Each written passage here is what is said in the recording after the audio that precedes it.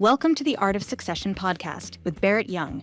Join us as we explore the strategies, stories, and insights that shape the journey of leadership transitions and business success. No matter where you find yourself along the journey, this is the podcast where you'll find the tools to make it happen. As you've been listening to this guest, you're probably starting to ask your questions. How do I apply this to our own situation, our own succession story at the company that I'm working in now? At GWCPA, we have built a custom GPT that you can find linked down in the description below on our website. We have loaded this GPT up with all of our knowledge about public accounting and tax preparation around succession planning. We've also included the insights from the guests from the past 2 years of interviews at the Art of Succession. You can find all of that at the custom GPT. Use it any time of day. Start to apply it to your situation. Ask it the questions that are keeping you awake at night. I want to thank you for listening so far, and let's get back to the episode. Welcome back to part 2 of my conversation with Rebekah Olson, CEO of the Maryland Association of CPAs. If you're interested in part 1, where we talk about Rebekah's background in public accounting and how she made decisions that affected the future of her career to step into the association level, you can find that episode linked right here. Otherwise, let's get back to our conversation. You talked about the people in the middle there. I know our profession, our state society is very involved with the student pipeline, trying to solve that pipeline. Very involved at both the college level and even younger into the high school level, making sure our members are recruiting in there and just talking about what it means to be a CPA, to get rid of the stigma of, what a CPA looks like in media, or sharing some of the, you could study accounting and sports management at the same time. You could be the CFO of McCormick Spice. You could be, the financial, I don't remember what his title is, but the guy that we're going to have this coming, well, actually, by the time this releases, that we just had a week ago for our conference with the Savannah Bananas, VP of Finance. I couldn't remember if it was Finance Director or, VP of Finance. So all of those things, every organization has an accounting function.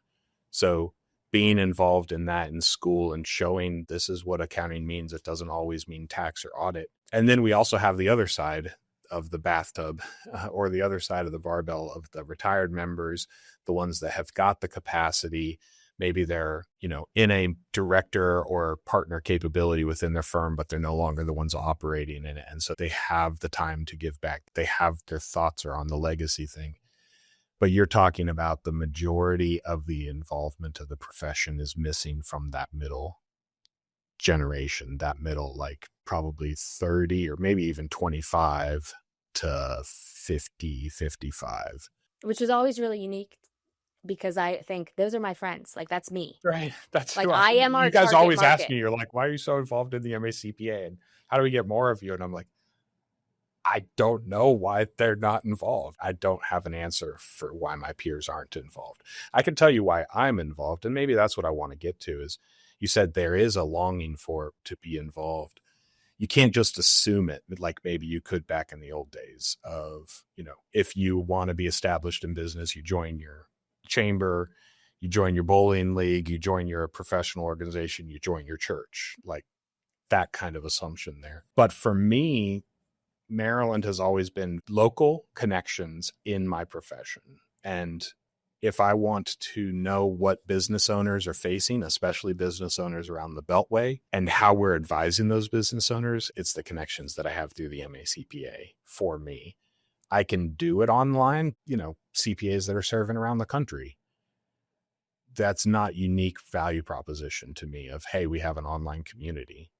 I need a localized community that, is online. I interact mostly with them on LinkedIn, but we can get together in person at conferences, at lunches, just drive up, drive an hour and a half, and you can spend the afternoon together, something like that. Or we can do local golf events. So that's what it is for me. But it's the value of the context and the connections, and where I am in my profession is 100% right place, right time due to the MACPA. And I will say that. I look at peers that are frustrated where they're at in their career, and they're not involved in a state association, whichever state they might be in. They're not involved in finding somebody outside of their own firm to pick the brain of, to be connected, to say, what are you guys doing over here? Even if it's just as simple as, what software are you guys using? Like, there's this huge resource there that you're not tapping into, that you do need to. And one of the things I love about the MACPA, and I didn't know this existed, our listeners probably don't know this existed, but you guys have an association of associations. And that just cracks me up, because you guys are not out here trying to make it up as you go as the MACPA either. You guys have peers in 54, 55 something jurisdictions. Of how are you guys facing this? How are you guys handling this? What's your approach on this? It's an amazing community. So it is crazy. I didn't know that there was an association for associations until I was in an association. And so there's actually two, right? So there's the ASAE, which is the Association, or the American Society of Association Executives. So that's of all associations, right? And then I think what you're speaking about is actually the Association of CPA Associations, which is real unique and specific. But there's a Rebekah in 50 other states and some of the jurisdictions. And so the fact that I can have colleagues, and I was just with several of them last week, to share ideas, to advocate together, right? Because the CPA, of course, is a state-based license, and so a lot of the advocacy work is, yes, done in Annapolis, but also, of course, federally as well.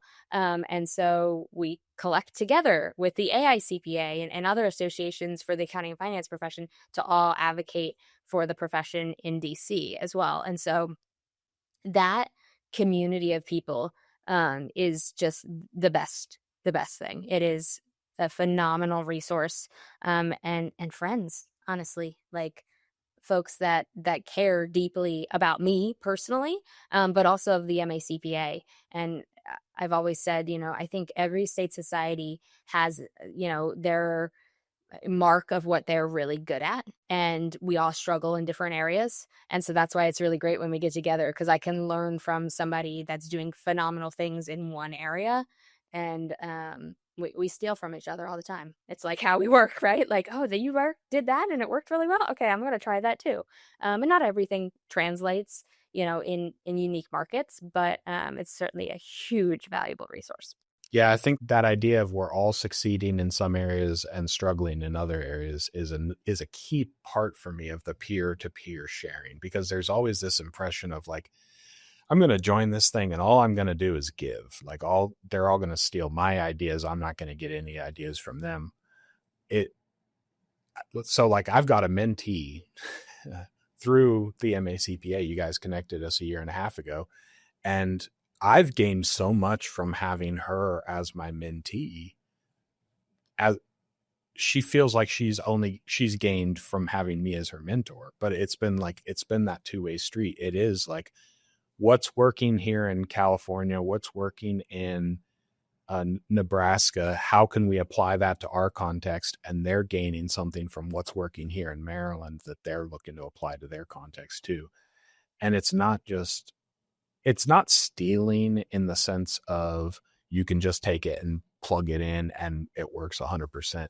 We all have our individual context. And this is why I feel so strongly about sharing across companies. Even though we're technically competitors, my clients are not your clients. My team's not your team. My target audience, my target client is not your target client.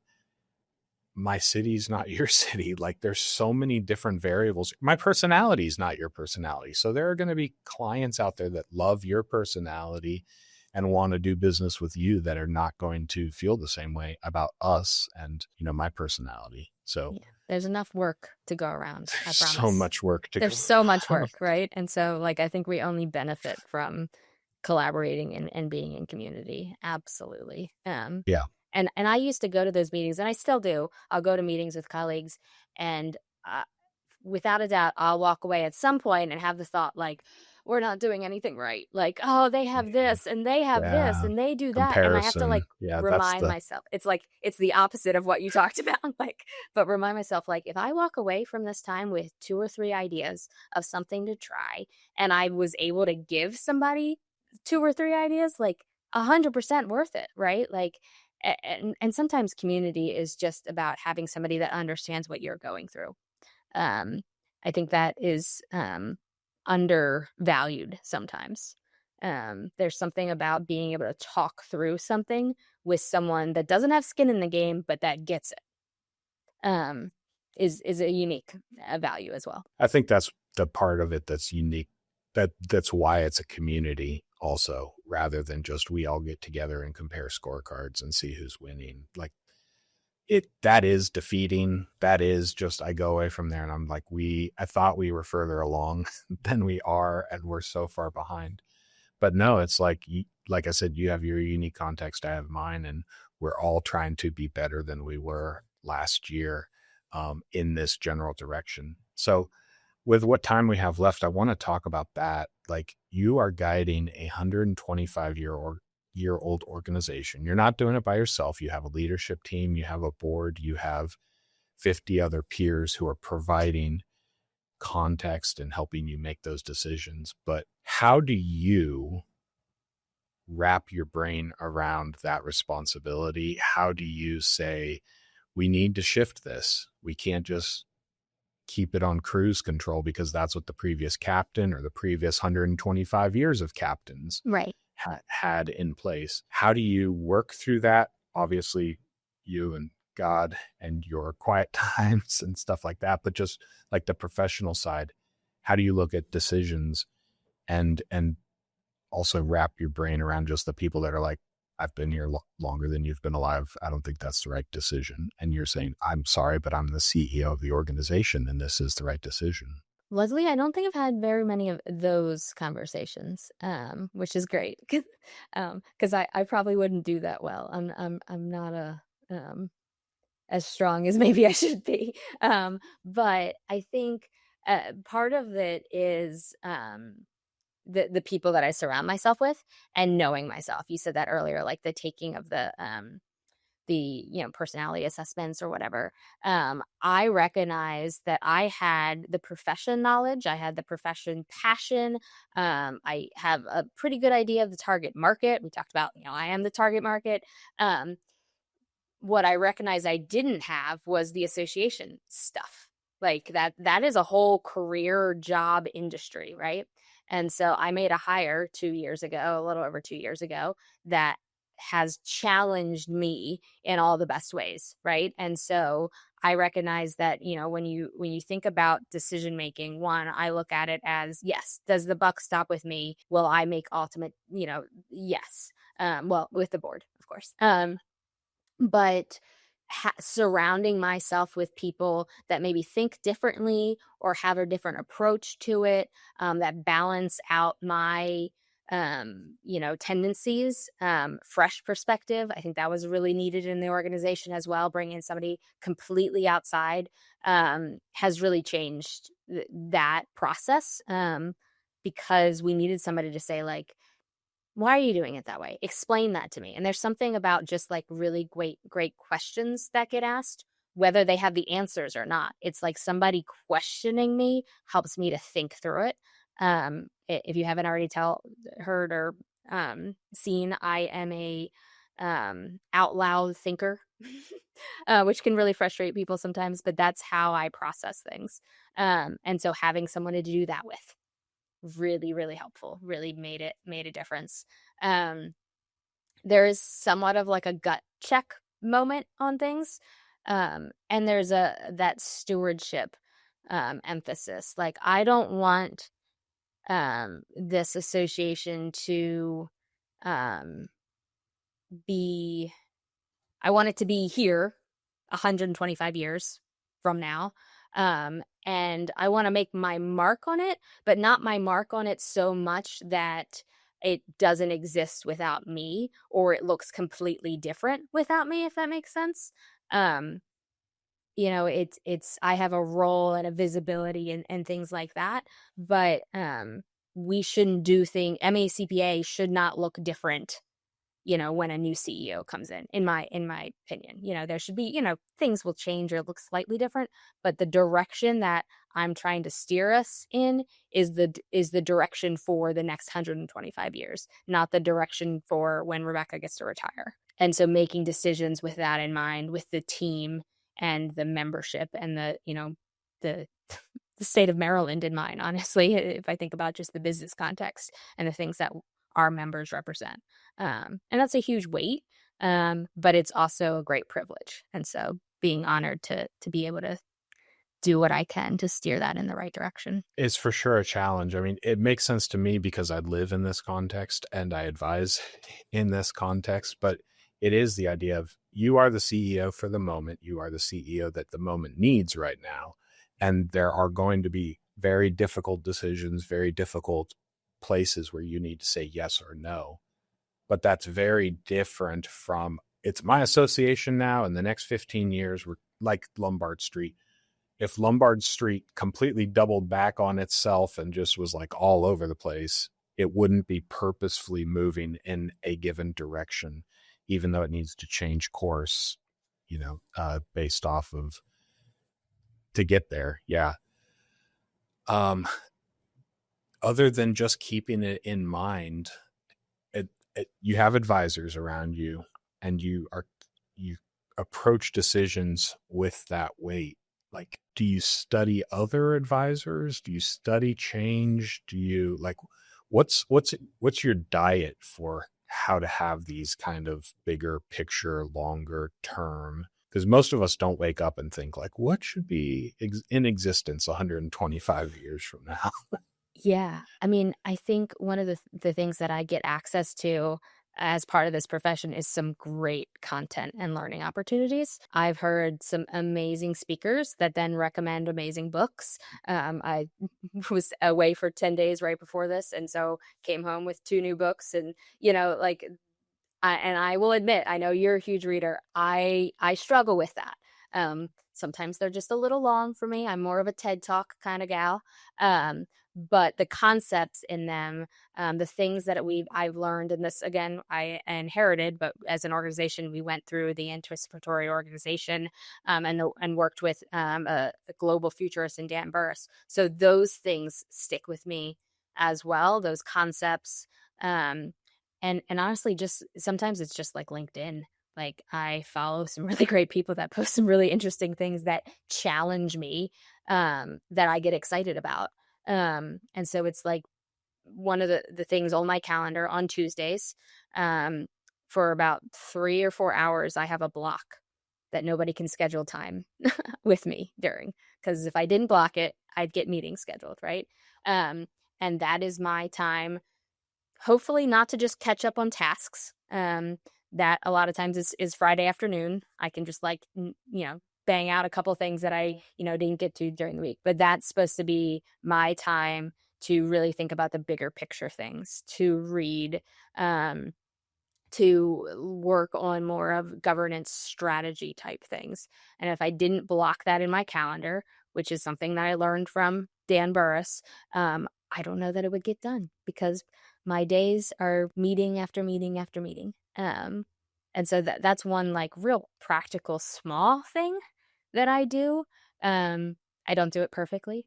Tomorrow I don't get to have it because we have our leadership L10 tomorrow, or not L10, our quarterly planning. But those are the types of things that I think have helped me kind of have that bigger outlook, I guess. We've touched on it just a little bit.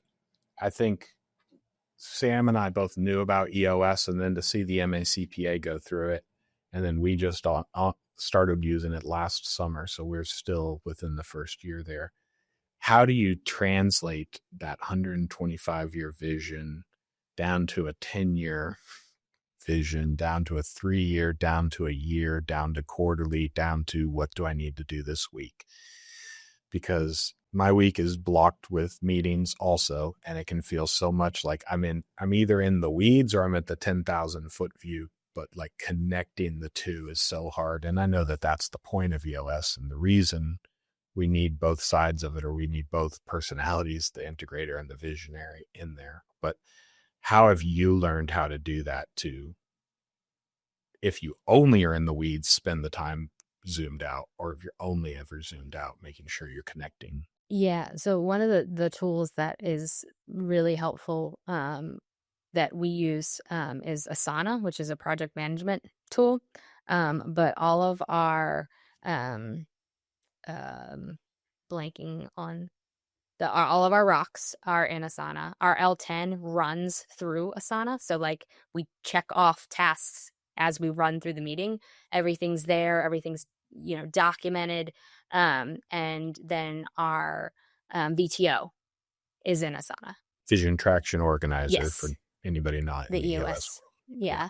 Which is supposed to be your 2-page like driving decision framework for everything. So Yep. So it's all there to go and reflect on. I think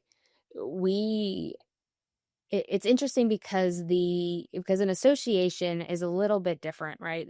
We're not making widgets. We don't have like a goal of this many widgets by this date and things like that. So there's a little bit of our vision is, big and broad, and we want to do these things, but it doesn't have the same kind of metrics as a, manufacturing company would, or even a startup, which the EOS is really is entrepreneurial operating system, right? And so the nonprofit ness kind of gets a little wonky when we talk through some of those things. But just laying out, and it's amazing. And one of the things I love about EOS is those quarterlies, which starts with going through the whole VTO.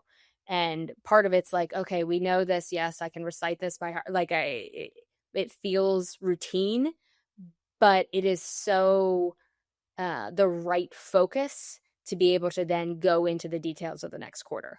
It's like reminding yourself of the work that we've done and where we want to go. And so that I think has been helpful just because it's all in one place. And just trying to think what else tool wise. How do you start to see yourself as a visionary? I guess I want to ask that because a lot of people in our profession, conversations I've had with my team, they're not thinking 10 years out. They're only thinking to the end of this tax season. They're barely thinking to the end of this year. And, I thought I was coming into a position working for somebody that I saw as a visionary, and to accept that mantle passed down from her. You work for somebody who's one of the top visionaries. You worked under somebody who was one of the top visionaries in the profession as he was the CEO of the MACPA. So how do you practice visioning if you don't see yourself as a visionary, or if you don't see yourself as good enough of a visionary to inspire people? How do you do that? I guess it goes back to that, like thinking out loud. I can't brainstorm or visionary stuff by myself. It's always in community or in collaboration with someone. And so whether that's like ChatGPT and I having a conversation, or in the context of our leadership team, or meeting another association leader and talking about the future, I think that is what works for me. I struggle with this part of it, right? Because I have stepped into the shoes into someone who is like known for being visionary and known for, being 10 years out there, right? And I think I can play in that space some, and I can play in the like integrator space some, and I can play in the details, but it's like knowing when to play which role. It has been helpful for me. I don't always get that right, but I think just having the conversations, reading about different organizations, being inspired by what colleagues around the country are doing. And honestly, it comes back to like people for me. I think the sweet spot that I saw and when I worked in public accounting and what I do at MACPA is all about getting to know people and making positioning them the best for success, right? And so I want other people to succeed. And so in thinking about the MACPA, I think about our members, and I think about what would make a really great member experience. What can I create so that when people come, they feel like they belong and are included? And that is a really like big concept, but then I break it down to like, I'm meeting one member at a time. and helping them with, sometimes it's as silly as, like introducing one member to another. Like, oh, wow, you're in this field. Oh, you can do that, but I feel like that is my superpower, is connecting other people to each other or to resources that they need. And so I see that as the future of the MACPA. The future of the MACPA is people. Like, we're an organization that's built for people. That's what associations do, right? And so whether that's 5 years down the line or 10 years or 50 years down the line, if we're creating spaces and maintaining and creating relationships, then we're succeeding as an organization. And I think that's one thing that innovation, there's certainly within that, like tools you can use and things like that. But if you focus too much on that, you lose the like human contact part. And so that's what it's just like one member at a time, one student at a time, creating relationships and then connecting them to the bigger picture. Yeah, I like that. It's like, it's the focus or it's the core values or whatever you have there, that this is what's consistent across. And that's, an organization or a membership organization or a business organization should be hiring for a vision, a core values that are consistent with where they've been in the past. It's like everything else is the context that's going to shift, whether it looks like remote learning, in-person learning, peer-to-peer learning and roundtables and, whatever that case might be. That has to shift with whatever the environment is, whatever our members are, whatever the context for that specific decade or half decade looks like. Right.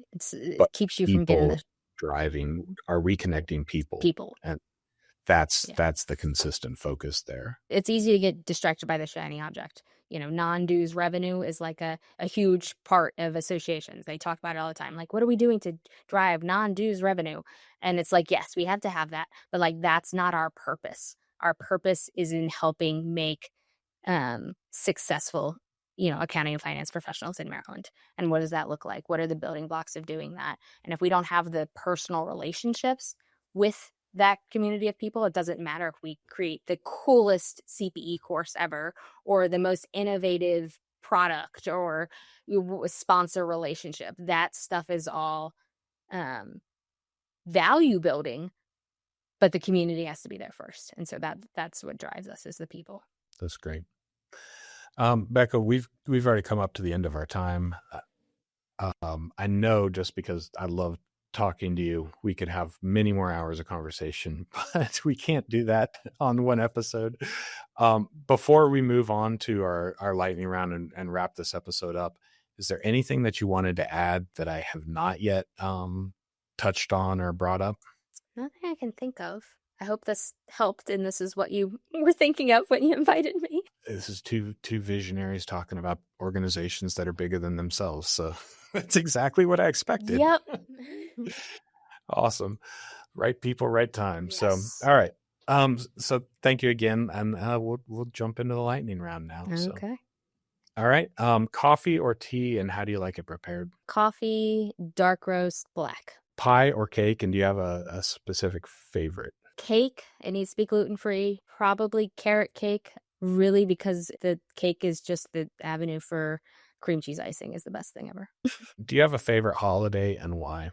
This one tripped me up. I'm going to go with Thanksgiving because it combines two of my biggest passions, which is eating and football. All right. Very good. Are you a morning person or a night person? And do you have a favorite routine? I am a mid-morning person.